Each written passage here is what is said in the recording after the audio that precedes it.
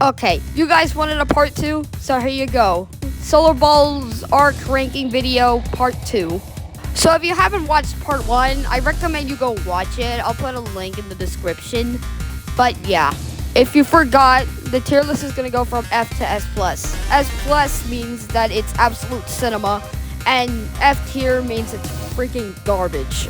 For this part, we're gonna finish off the rest of the small arcs, and then in part 3, yes, I know, part 3, we're gonna do the major arcs. And I know I said this was gonna be a 2-part series. This is gonna be like a 2-part series. But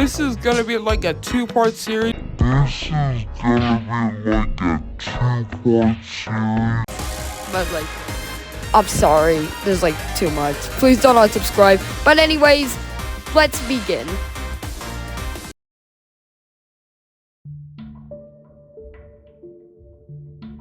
Now this one is a weird one because this is the only arc that didn't get its own compilation for some reason. Anyways, all this happened right after Astro Dude crashes on the dark side of the moon. And then we're introduced to this guy named Cosmo. And this dude actually steals Sibo from Astro Dude later on. Oh, and Sar's here too, so that's nice. Now listen, while I would love to put it in A tier, I don't really watch this arc a lot, and I kind of get bored of watching it.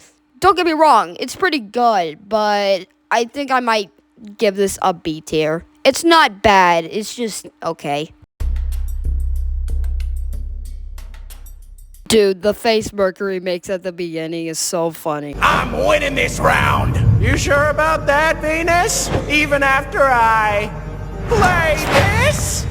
You're cheating! How in the world would you get all those cards? Anyways, Luna wants to play space cards with the other planets, but he just falls asleep and starts flying into the Earth. Also, the dark side of the moon is here too, which is kind of nice because we don't even see this guy that often in the show. Anyways, Houston has a plan to strap a sail to the moon and then blow up a bunch of nukes to push the moon away from the Earth. It's kind of cool, but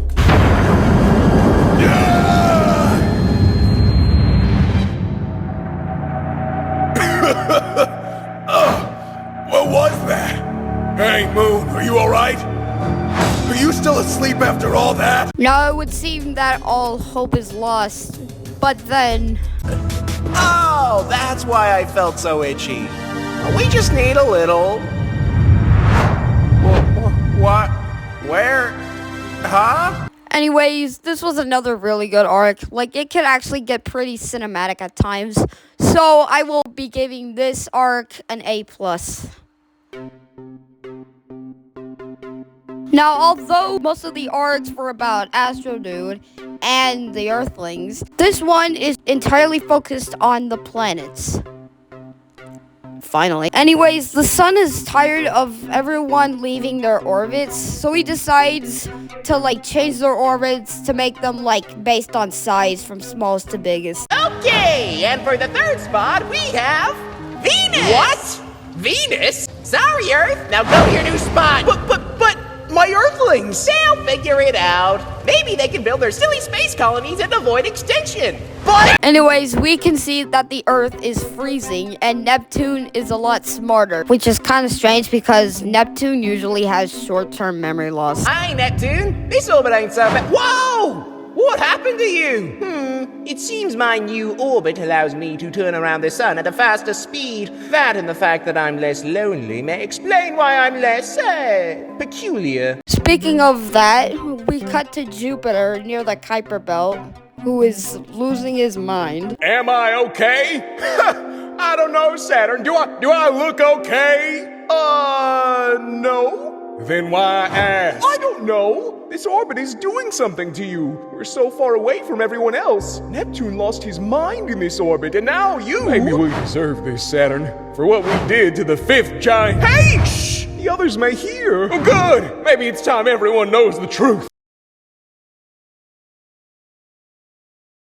Also, there's a scene where the sun just crashes out of Mars, which definitely did not become a meme. I am Helios, Ra, Apollo, the Inti. You not my name, Ares! Ares? Leave! Run, Mars! Anyways, Mercury and Mars came to fix the solar system. But I like my orbit. Alright, mates. Peer pressure ought to do it. Sorry, I don't know why I keep showing you guys these clips. Anyways, they eventually gather all the other planets and are about to fix the solar system. But then Venus just decides to snitch on everyone because he wants to sustain life. Then Earth convinces Venus that doing this is a terrible idea, and he has a change of heart. Yay, they all win. Yippee! Anyways, this is yet another really good Solarballs arc. Like, I really like the size order concept. It's pretty good. So I will be giving this arc an A tier. The reason why it's not an A plus is because, like, there are better ones to come. Now, this arc is a pretty neat one because it's actually an origin of the entire solar system. But I guess it kind of starts with Big Bang, four forces of the universe, matter versus antimatter, and protons and electrons. But after all that, the sun is formed. Yeah. And then the planets formed shortly after that, including this mysterious planet named Planet X, which might not seem that important, but trust me, this changes the entire show. Anyways, there's another highlight in this arc that I wanted to tell you about, and it's called the Grand Tech, which I will show you the entire clip. Wait, look out! Wait, no.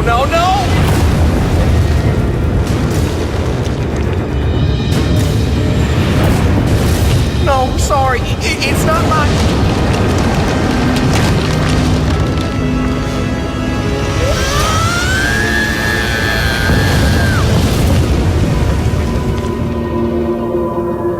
What have I done? I just have one question. How did the sun not hear any of that? Like, how? Anyway, shortly after the Grand Attack, the sun then finds out his rocky planets are all missing, and he is absolutely devastated.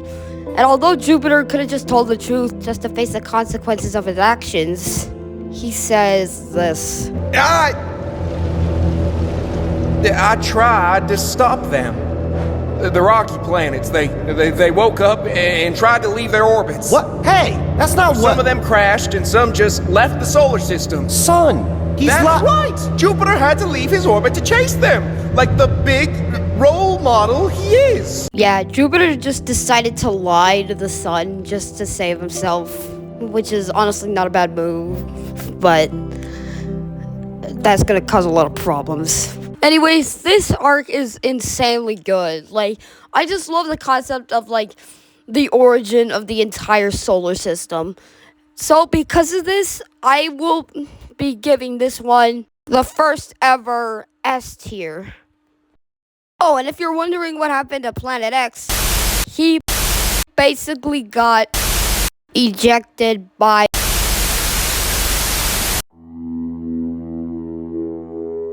And we finish off part 2 with the Planets Awaken. And it's honestly a pretty good one. Anyways, this arc starts off with astronauts going to space, only to realize that the planets are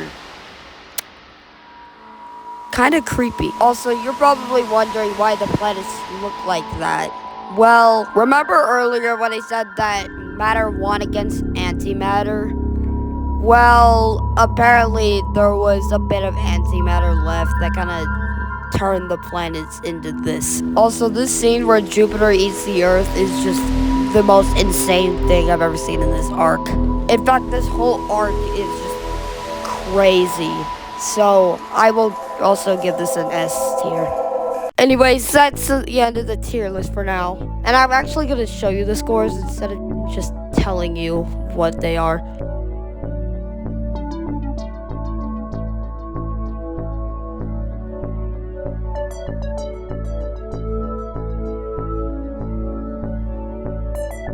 Anyways, that's the end of the video. I hope you guys enjoyed it, and I'll see you in part 3 where I rank the 3 major arcs. But until then, see you next time. Bye!